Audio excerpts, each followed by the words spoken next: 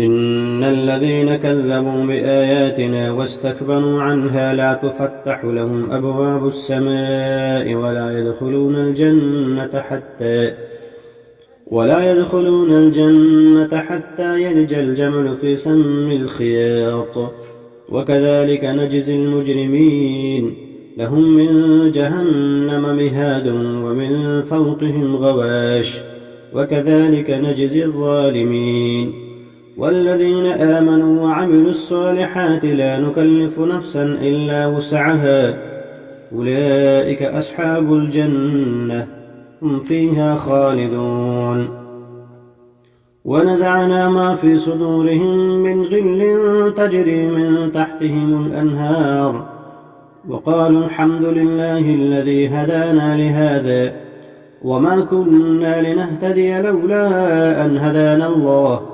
لقد جاءت رسل ربنا بالحق ونودوا أن تلكم الجنة أورثتموها بما كنتم تعملون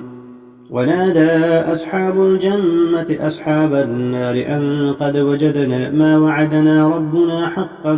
فهل وجدتم ما وعد ربكم حقا قالوا نعم فأذن مؤذن بينهم اللعنة الله على الظالمين الذين يصدون عن سبيل الله ويبغونها عوجا وهم بالآخرة كافرون وبينهما حجاب وعلى الأعراف رجال يعرفون كلا بسيماهم ونادوا أصحاب الجنة أن سلام عليكم لم يدخلوها وهم يطمعون وإذا صرفت أبصارهم تلقاء أصحاب النار قالوا ربنا لا تجعلنا مع القوم الظالمين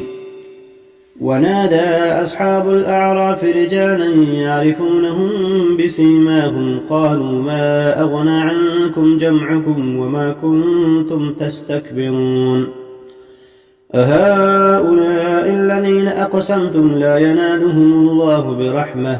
ادخلوا الجنة لا خوف عليكم ولا أنتم تحزنون ونادى أصحاب النار أصحاب الجنة أن أفيدوا علينا من الماء أو مما رزقكم الله قالوا إن الله حرمهما على الكافرين الذين اتخذوا دينهم لهوا ولعبا وغرتهم الحياة الدنيا فاليوم ننساهم كما نسوا لقاء يومهم هذا وما كانوا بآياتنا يجحدون ولقد جئناهم بكتاب فصلناه على علم هدى ورحمة لقوم يؤمنون هل ينظرون إلا تأويله يوم يأتي تأويله يقول الذين نسوه من قبل قد جاءت رسل ربنا بالحق فهل لنا من شفعاء فيشفعون لنا أو نرد فنعمل غير الذي كنا نعمل قد خسروا أنفسهم وضل عنهم ما كانوا يفترون